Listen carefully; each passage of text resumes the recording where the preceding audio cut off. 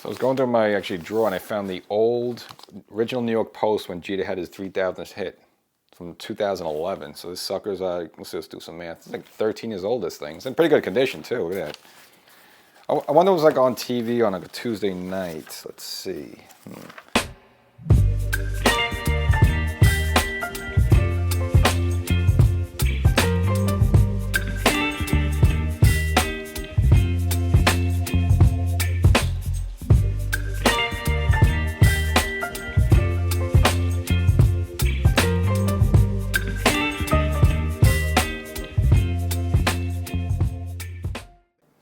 Welcome to Section 420, Talkin Yankees. Well, the 2024 Hall of Fame class has been announced. Now, there's been a couple of Yankees float around, mainly Gary Sheffield and A-Rod, so I'm sure Yankees fans had their eye on it. But we'll announce who will be going to Cooperstown this summer. A little bit disappointing there if you are a Yankee fan, but nevertheless, I kind of react to each of the people who did make it and see if they really should have gone in or not. And of course, this upcoming season, the Yankees will be sporting new road jerseys, so I'll kind of give you some of the changes you can look forward to, whether you really like it or not. But anyway, it seems like it's their old uniform, so if you're a traditionalist, maybe it's something you would like. And last but not least, looks like the Yankees have cut bait with Blake Snell. It looks like they made an offer, but it wasn't exactly what he wanted, and seemingly nobody wants Blake Snell. So that and a lot of other cool stuff we'll get into, but make sure before we start, subscribe. There's an audio version podcast of this show. It's ready in its third season, technically coming up there. And we had a big growth from season 1 to season 2. And let's have even a big one from season 2 to season 3. So wherever you get your favorite podcast, look for Section 420 Talkin Yankees, the podcast, subscribe. And of course, here, if you're watching on YouTube, should have done it already. Should have done it a long time ago. Subscribe. And if you're watching on TV and you just want to get into that digital world there, you want to get the episode a little bit sooner than you see it on TV, make sure, again, go to YouTube, Section 420 Talkin Yankees, subscribe, be a subscriber, get all of it. So shortly before recording this episode, they announced the 2024 class of Hall of Fame players that'll be headed up to Cooperstown this summer. And of course, if you're a Yankee fan, you're kind of paying attention a little bit because there's some names floating around. Now, you knew one of them like A-Rod, who is not going to get in because it's the baseball writers are just going to hold the whole PED against him. Doesn't really have a shot there. Again, maybe sometime in the near future with the Veterans Committee there. But there was one former Yankee who was kind of on the cusp and maybe had a shot. And of course, that was Gary Sheffield. But it looks like he came up a little bit short there in the voting. And you need 75% there from the writers to get you in. Looks like Gary finished just a little below that at like 63.9. And of course, A-Rod nowhere close at like 34%. Again, even though you think A-Rod had a shot, maybe Gary Sheffield, but again, I kind of broke down the numbers completely, about an episode or two ago, and I just thought he would just come up a little bit short. I mean, he has certain accolades that you like, he's close to a 300 career hitter there. He has just a little bit over the 500 home runs. Again, a fearsome hitter, one of the most, fearsome hitter at the plate during his time there, but I just felt like he wasn't going to get in just for a couple of reasons. Number one, he played for a bunch of teams there, and I think in terms of this, I think when you play you have your whole career at one team or play so many years with one team, sort of like one of the people who got in, such as Todd Helton. I think that helps you a bit when you're someone seen as like a mercenary, more or less like Gary Sheffield, who's kind of bounced around and won a lot of uniforms. I just think baseball writers just hold that against you, even though they really shouldn't. It just should be about the numbers, but I just think there is a prejudice against that. Just someone who's bounced around, they figure why no one wants to keep you long term. You have an attitude problem. There's something wrong with you. So, so I think there is some that plays into it, and I think also because of Sheffield, he kind of played during this era of the the ball, obviously the ball being juiced and all that, all the players being juiced and all that. And even though yes, he has a little over 500 home runs, they were probably going to hold that against him. It's not different than if we hit 500 home runs back in the 60s or 70s there. So I think all those things was kind of go against Sheffield. And again, he always seems like just have a reputation of being a little chippy guy, not a great attitude, similar to like Albert Bell. The same reason like a lot of baseball writers just have a little have it against him because they just didn't like his attitude, but he was a player there. He wasn't really the friendliest for the media and all that stuff. So I figured they were also going to hold that against Gary Sheffield. And last but not least, when all the stuff came out with Barry Bonds and Balco and the Clear and the Cream, Jason Giambi as well as Sheffield's name was kind of linked into that. Now, it was never anything directly proven with Gary Sheffield, but I'm sure some baseball writers has had a little bit into that maybe, at some point in his career maybe was dabbling some stuff there. So all those things there, that's why I felt Sheffield would come just a little bit short, and ultimately did there, again, not reaching the 75%. Now, I don't think that the door is completely shut on Gary Sheffield. I mean, he does have some tremendous numbers there, and just, and you've looked at the longevity of his career. So that's maybe some point the Veterans Committee will put him in here, and again, that's probably the only way someone like a Barry Bonds or even an A-Rod will get in. And Gary Sheffield could. I mean, he's knocking on the door there. Again, Sheffield, you look at him, there's a lot of players that are just on the margins, like an Andre Dawson, a Fred McGriff, and Sheffield. I think they're all just kind of in that same boat where this they could be a Hall of Famer, but then it's not a lights out Hall of Famer, and they kind of like need a little time to evaluate. So I think there's still some opportunity for Sheffield to get in there, but just to do comparisons to someone who I did mention who is in is Fred McGriff there. Now let's just compare the two numbers of the two just to show you why is Fred McGriff in and not Gary Sheffield. So Fred McGriff, a career 284 hitter, well Sheffield got him better there at 292, so about 8 points higher.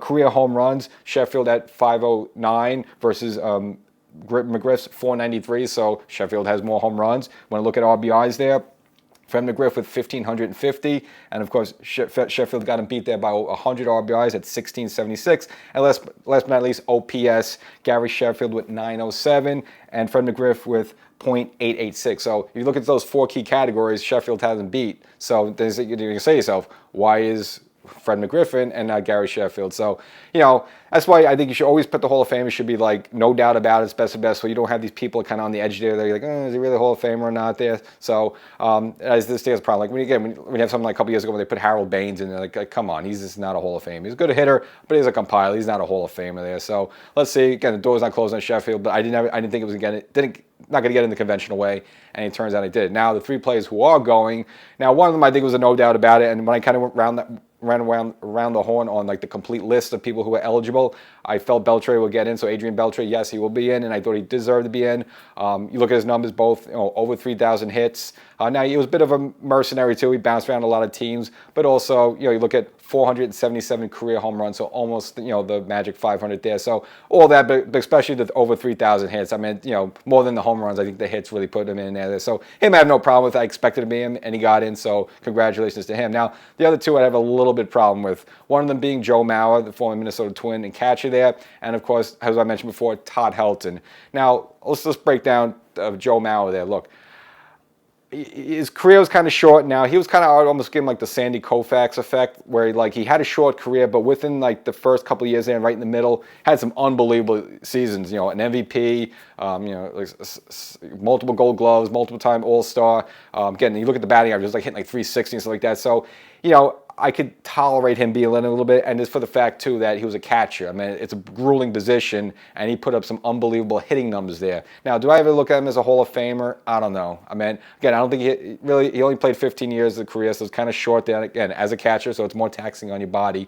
But I could stomach a little bit him being in, even though as an opposing fan, when you had some of those Twins teams like the late 2000s when the Yankees seemed like always playing them, I was more afraid of Justin Morneau than Joe Mauer. I mean, Joe Mauer maybe at worst get like an opposite field singer. Okay, Morneau seemed like even though he wasn't as good a hitter technically as Mauer, but he would crush the ball like 400 feet there. So I was always more afraid of Morneau than Mauer. Again, Mauer I just saw as a little bit of a slap hitter there, but again, he had a lot of seasons where he had just way over 300 there. So I can at least understand, and then just given the position that he's a catcher, again, I don't love it. I don't say he's no doubt about a Hall of Fame, but I'm okay with it. The second one, Todd Helton, did not like that one at all. Now, I think what helps him, of course, he's a career 316 hitter, so that's pretty damn impressive in this day and age where, again, batting averages are really low overall. I know he retired about 5-6 years ago, and it's a little different world there, but still, that's quite impressive. But overall, I do not see him as a Hall of Famer. Nowhere close to 500 home runs. He only finished with like 2,500 hits there, so a very good player, a very, very good player for a long period of time there.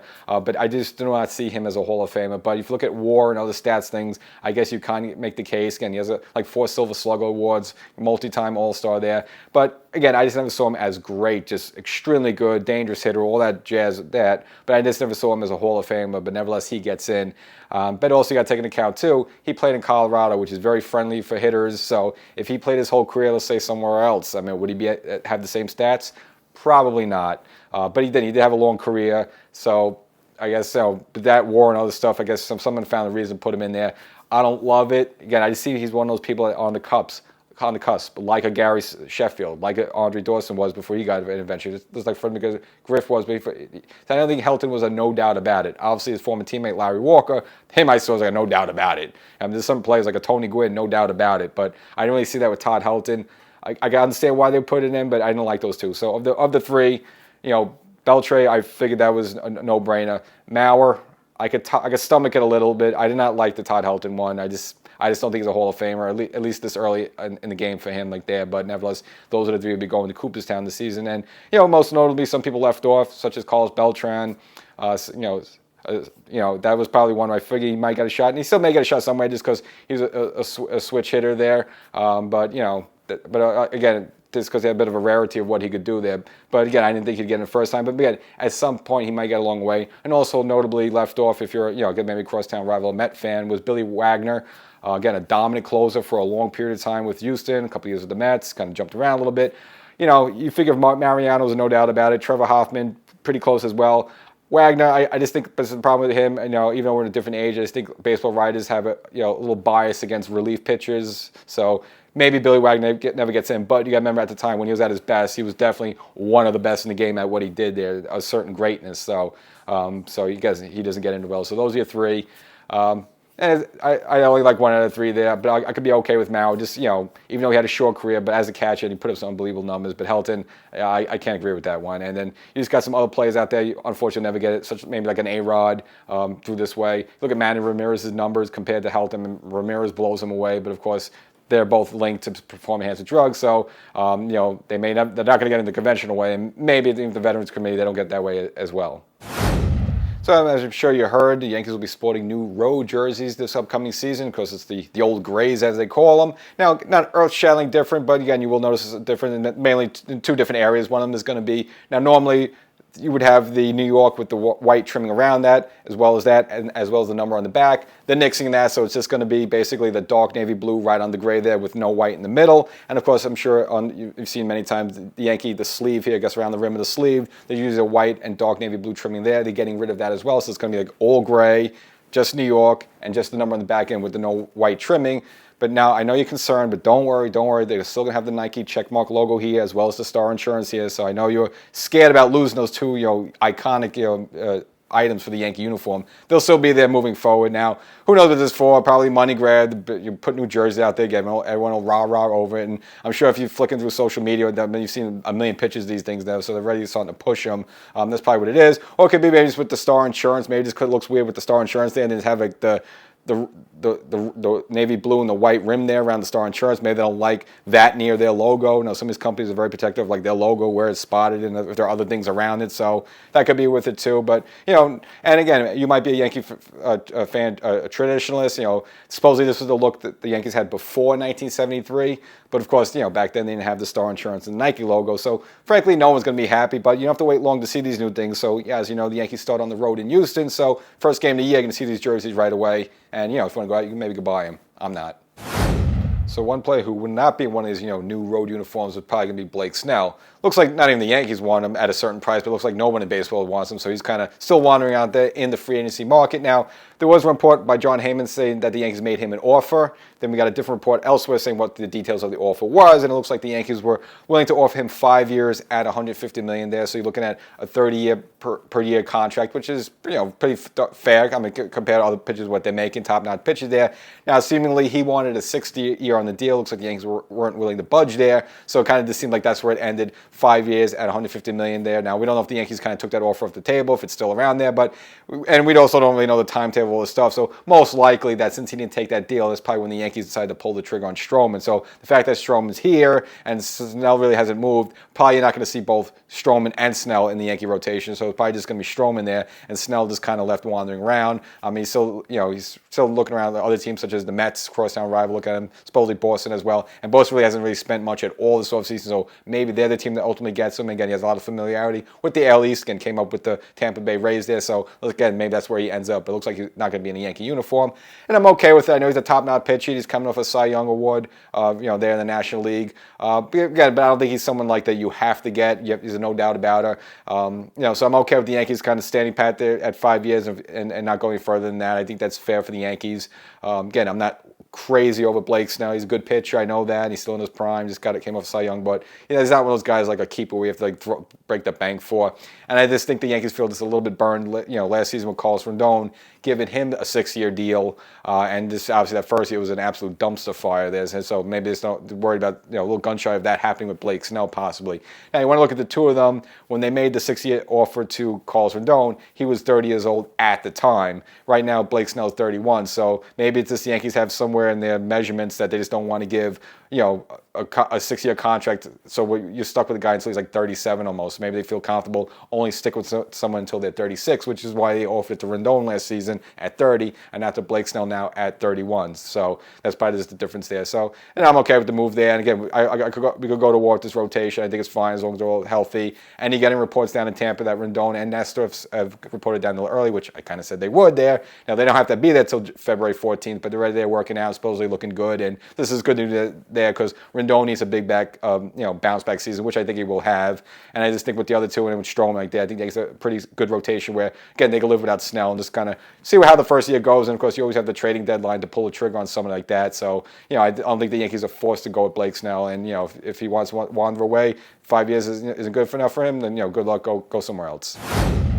As for the Yankees who are here, mainly on the offensive side of the ball, looks like Aaron Boone kind of hinted where he's going to go with the batting order, and really not, no big surprise here. But he was on the Foul Territory podcast with Todd Frazier, and he kind of right now he's looking at batting Soto second and Judge third, which I think that's good, just kind of what I want. Again, I hate that stuff when they had like Judge leading off, back a couple years ago. Even though he hit the 62 home runs, but I hate that nonsense when they put like a power hitter leading off. So, so you look at Soto 2, Judge 3, again, again, not rocket science there. I could have predicted that. As for a leadoff hitter, he doesn't really want to set anyone in stone. I mean, again, the Yankees really don't have a leadoff hitter, but he's mentioned DJ, who's probably likely going to be the leadoff hitter more or less, even though he's not really a speedster. But he's a contact hitting guy. He could at least get on in front of those two other guys and hoping those guys could drive the ball in the gap or even over the wall, even better. But also mentioned Gleyber's an option, or even another new Yankee, Alex Verdugo. But again, this is all on the speculation right now. Boone's not even sure himself. Again, it would be nice if the Yankees had a traditional leadoff hitter. They really don't, and this is a problem they have had really going back almost since Chuck Knobloch. They haven't really had a leadoff hitter. I know Jeter was in that role for many years. He was okay, but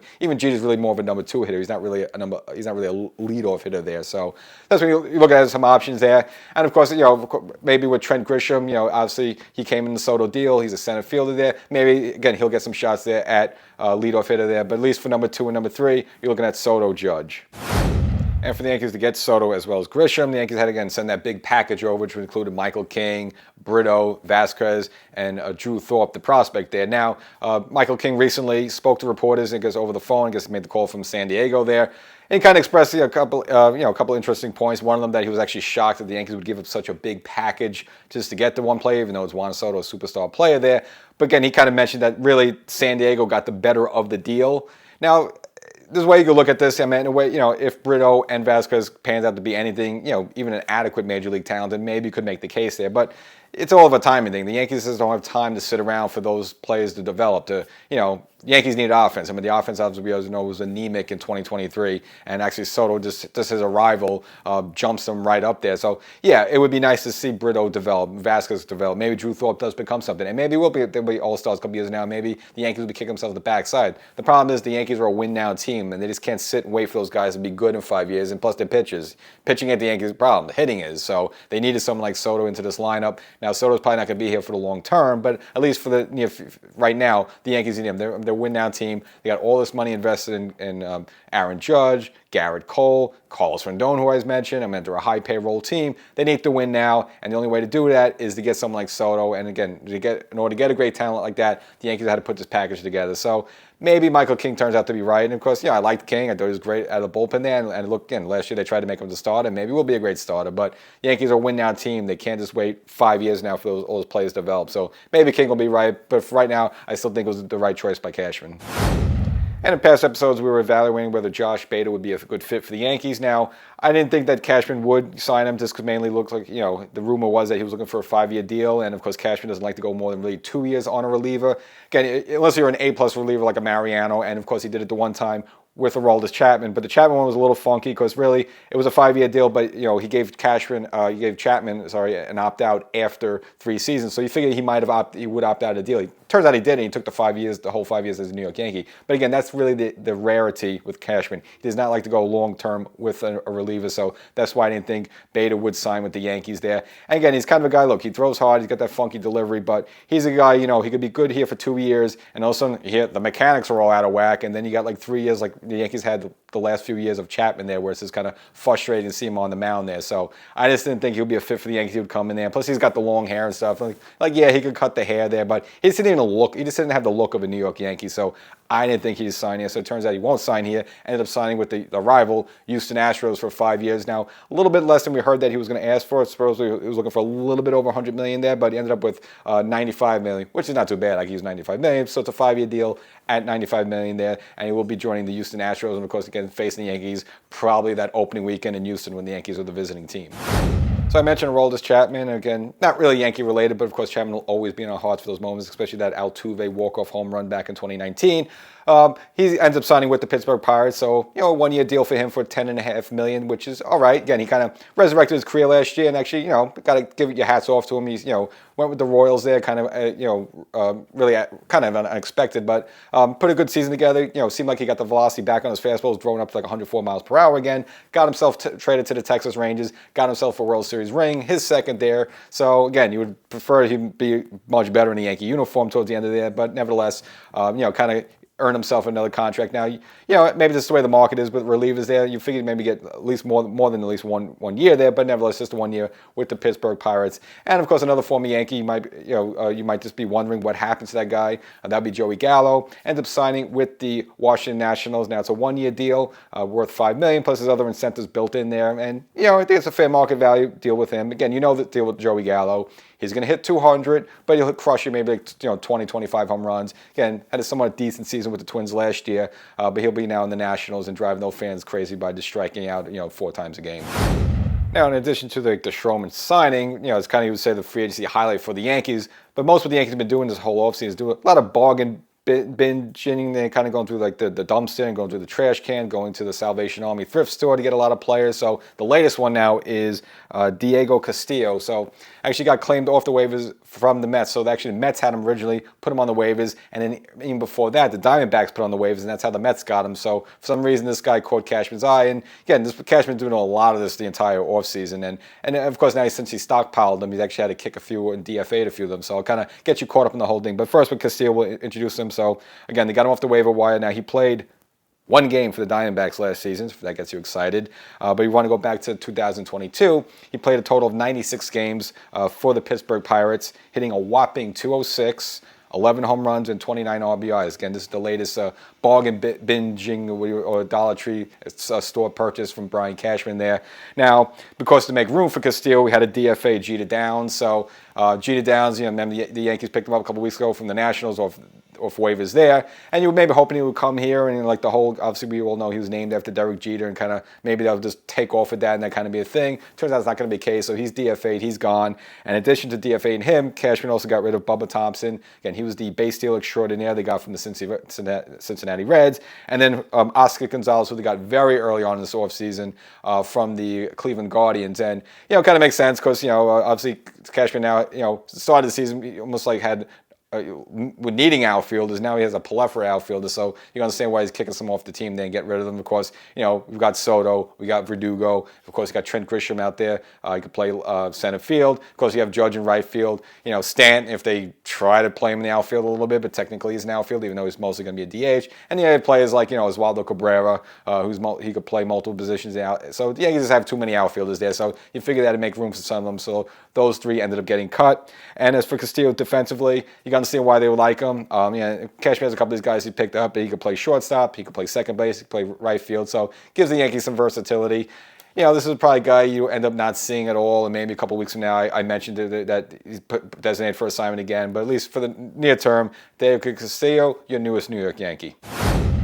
And we had the Marcus Stroman press conference. Now, you might remember years ago when the Yankees would introduce a new player. It was an event at Yankee Stadium. They had a room full of news reporters, and like you get some speeches by like Lonnie Trust, or you get a speech by Hal Steinbrenner, then Aaron Boone, then Brian Cashman. Then they would introduce the player there, and then he would put on that Yankee uniform for the first time, and you hear all the cameras, flash bulbs clicking, stuff like that, and then the player would give a speech. I'm so happy to be here, and then afterwards go on the sporting news junket like the Fan, ESPN Radio, and do all the interviews and stuff like that. Those days are done. They didn't even do it with Juan Soto. Now, with Soto, I kind of understand because the guy's only going to be here for a year. But you remember back in the day when they brought, Johnny Damon here and had the whole thing where they got him to go get a haircut, or they brought A-Rod here and he puts on the pinstripes the first time, or Giambi. It's a whole event. Well, obviously, since COVID, obviously, that's all just gone out the window. Now it's basically Zoom presses there to introduce the player there. Now, they did that for Soto, they did it for Verdugo, and I can almost understand those two cases because they're not going to be here long term. You saw the opposite when Ohtani officially signed with the Dodgers. They had him there, put the jersey on, the old bells and whistles. They didn't do it for Soto, Verdugo because it's 1 year, and they also didn't do that for Stroman. Now, even though Stroman's going to be here for at least 2 years, as we know, again, signing a 2-year deal worth about $37 million with an option for a third year there. But even being a hometown guy like that, they still went with the Zoom interview, and and again, it's kind of like really, it's like some of these players are like on a laptop and they're on their street clothes, or somebody look at the phone there and it's like the closet's half open. It's just kind of really sloppy. I mean, it's just really, I don't know. Hopefully at some point they bring back the events at Yankee Stadium. And again, I think if a player, like let's say the Yankees signed Soto for a 10-year deal after the season, then I think maybe you would see something like that. But these Zoom things are kind of iffy. Now, I didn't get too much out of the Stroman thing. He kind of felt like he's misunderstood a little bit. He figured that once he plays well for the Yankees and Yankee fans get to know him more, they'll understand him. Again, he's a bit of a character out there. Again, very hyper and very over emotional. And yeah, sometimes you like that, but sometimes you don't like that. And sometimes if you're acting the wrong way, especially if you're not pitching right, it really irks the fans there. But again, he feels like he's misunderstood. He also feels like he's matured a little bit from years past. So again, saying all the right things so far. So all good. Hopefully, this keeps rolling on that. And of course, making the rounds a little bit. He was at the Knick game. He got on the jumbotron. Got a good cheer there. He seems to really be taking a liking to the whole Yankee thing. Again, even once they announced that they were going to assign him, he started tweeting out or now Xing out pictures of him in the Yankee uniform as a kid. So it seems like he's soaking it all in there. It's just funny though. Like you never really got the sense like. Was he really a Yankee fan growing up, or just had a Yankee shirt on there? Because again, he is a native New Yorker. But anyway, he's soaking up. All good so far, so we'll see how it goes. And again, the Yankees had to bring out the whole welcome committee, as he was, in the process of signing. Looks like, Cole had some talks with him. Judge had some talks with him. Just kind of set the expectation, what it is to be a Yankee, play for the Yankees, what they expect of them. Boone supposedly actually, went to his home, visit him there personally there. So again, it was kind of a bit of a long process there to finally get him in. So yeah, everything's okay. And also looks like that Stroman and Cashman, they had a little riff, in the past, Cashman, basically back in 2019 when he was asked about trading for Stroman, more or less said that, I'm not going to trade a package of guys to the Blue Jays to get someone like him who's probably just going to be in the bullpen for us. And Stroman took some exceptions to that. He fired some shots at Cashman, but supposedly, again, that's all on the bridge now. It's all clean moving forward. Actually, Cashman and Stroman did meet in Tampa, again, before officially signing, so they kind of ironed that all out. They laugh it off, and again, that's supposedly all in the rearview mirror. And again, hopefully it stays that way. And Stroman, we'll see what he can do here in New York. Again, he played here as the Mets, and he's a former New Yorker, and of course, he played for the Cubs last season. Again, these are big market teams there, so I don't think he's intimidated by situations. Can he control himself when things are not going right? Because it's easy to control, when everything's going well and you're throwing wood and you're winning games and everyone's happy, it's fine. But can he handle pressure when people start getting down on him? We saw it get to Joey Gallo, who I mentioned before, where he was just begging to be traded out of here. Eventually, they had to get rid of him because he just couldn't handle it anymore. And you saw the same thing happen with Hicks and Stanton. They're getting on Stanton, but at least Stanton so far has been able to handle it. So you just got to hope that Stroman can handle it as well. So hats off to the 2024 class of Hall of Famers, even though only like 2 out of 3 of them, only like 1 out of 3 of them. But nevertheless, and I don't think the door's closed on Gary Sheffield. I think he at least got a shot sometime in the future. And maybe even A-Rod, but it's probably A-Rod's going to have to wait much longer there. But again, at least Gary Sheffield, I think, will get a shot at some point there. So we'll just have to wait it happens. So that's the episode. Hope you like it. Make sure you subscribe. Again, if you're watching here on YouTube, subscribe. And maybe remember the audio podcast version of the show. Let's keep that audience growing. Wherever you get your favorite podcast, Section 420 Talkin Yankees. Subscribe now and be a Hall of Famer yourself.